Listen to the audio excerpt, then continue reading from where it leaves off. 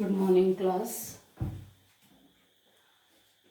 Today we will discuss an important unit of our syllabus, that is the description and classification of consonants.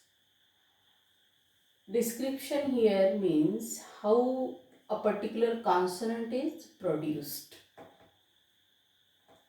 and classification is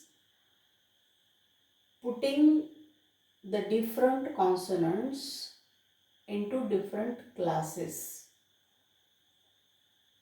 by giving a label, a name to each and every consonant, and that label or that name given to the consonant is known as the three term label. Okay, so three term label is an important aspect of the description and classification of consonants. Now let us see, with the help of these 3 points, how the consonants are classified into different classes, how they are described, how they are given three term labels. Okay. Now this label means title, name. प्रत्येक कॉन्सोनंटला एक विशिष्ट नाव आहे. Just like you and me, we have again we have three terms in our name: first name, father's name, and surname. So this is the three term label given to each and every individual. Okay, same is the case with the consonant. मग कॉन्सोनंटच्या बाबतीत सुद्धा अगदी तसंच आहे. आपण प्रत्येक कॉन्सोनंटला एक नाव देत असतो आणि त्या नावामध्ये 3 टर्म्स असतात. त्या 3 टर्म्स कशा द्यायच्या आणि जेणेकरून प्रत्येक कॉन्सोनंटचं वर्णन आणि वर्गीकरण होईल. Description and classification of all the 24 consonants. So let us study the 3 points which are responsible for the labeling, for giving the 3 term labels for all the consonants. The first point is position of the vocal cords, that is the first term in the 3 term label is given, the first part of the name of a consonant is given according to the position of the vocal cords.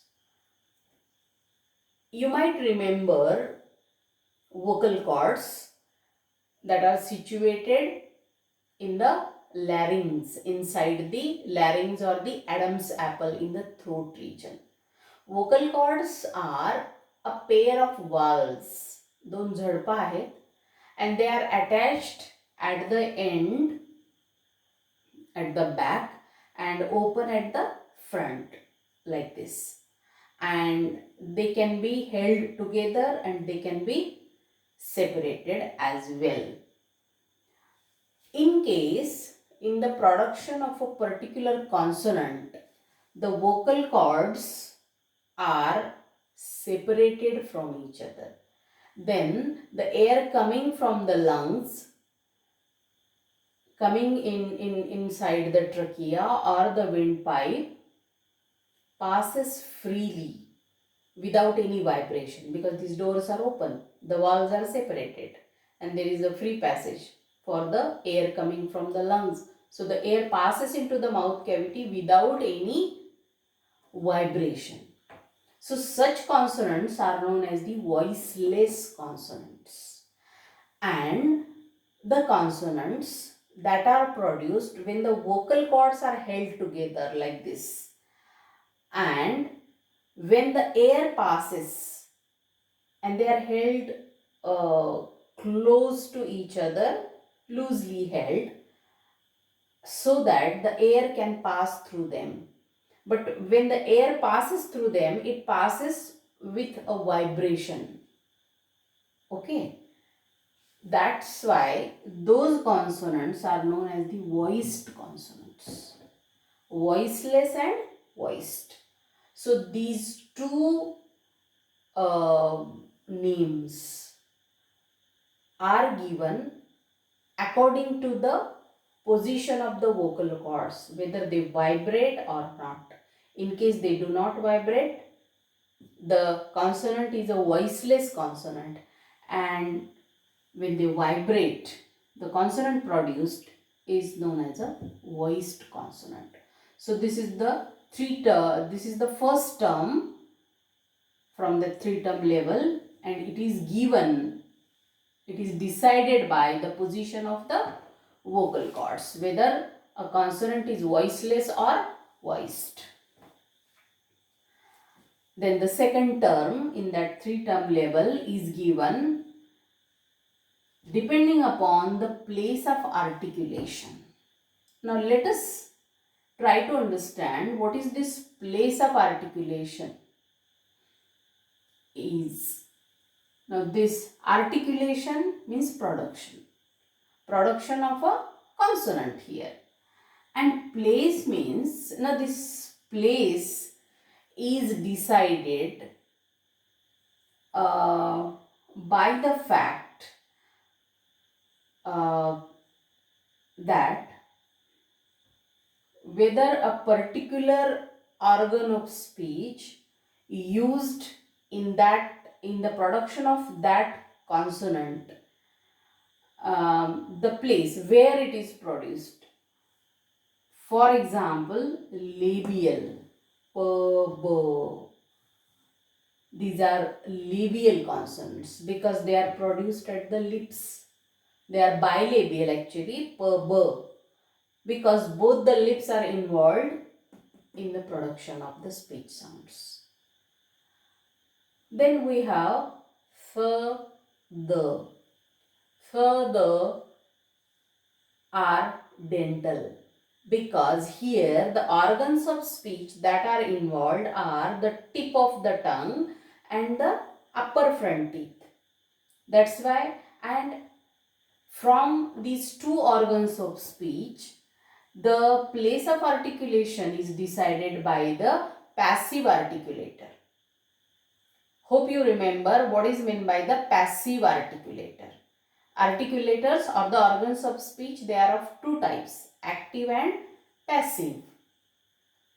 Okay, active means like tongue or soft palate that can leave their places and they can move upwards or downwards, they can be rounded, they are flexible. They are known as the active articulators. And passive articulators are those, they are involved in the production of a particular consonants, but they remain in their place. They don't leave their places. Okay, they don't move. And that's why those articulators, organs of speech, they are known as the passive. कुठलेही consonant तयार होत असताना जो अवयव, जो organ of speech त्याच्या जागेवर स्थिर राहतो, आपली जागा सोडत नाही, त्याला पॅसिव्ह आर्टिक्युलेटर असं म्हणायचं. And that passive articulator is responsible for giving the second term. मग दुसरी टर्म जी आहे ती कोण ठरवते? That passive articulator. For example, in case of ग, पॅसिव्ह आर्टिक्युलेटर कोणतं आहे? वरचे दात, समोरचे वरचे दात. Okay, upper front teeth. So these consonants are known as the dental. Alveolar, d, they are actually post-alveolar, because the passive articulator is alveolar ridge, the teeth ridge. That's why they are alveolar. Okay, glottal, the consonant h is produced here in the glottis, in the cavity between the vocal cords. So place of articulation is glottis. That's why this consonant is known as a glottal consonant. Y, palatal, because the hard palate is the passive articulator in the production of y. So it is known as palatal. So the second term in the three-term label is decided by the place of articulation, where a particular consonant is produced, and that too which is the passive articulator involved त्या कॉन्सनंटच्या तयार होण्यामध्ये जे passive आर्टिक्युलेटर आहे कुठं तयार होत आहे, that decides the place of articulation. First is position of the vocal cords, either voiceless or voiced. Second is the place of articulation, either labial, dental, alveolar, glottal, palatal, etc. Then the third label is given according to the manner of articulation. Manner, how something is done, the way something is done, that is manner of production, articulation. Now what is this? In case of in the last video we were discussing two types of consonants. 6 are the plosives, p, b, t, d, k, g, and 3 are nasals, m, n, ng are nasals. Now let us concentrate on these consonants and let us try to understand the manner of articulation.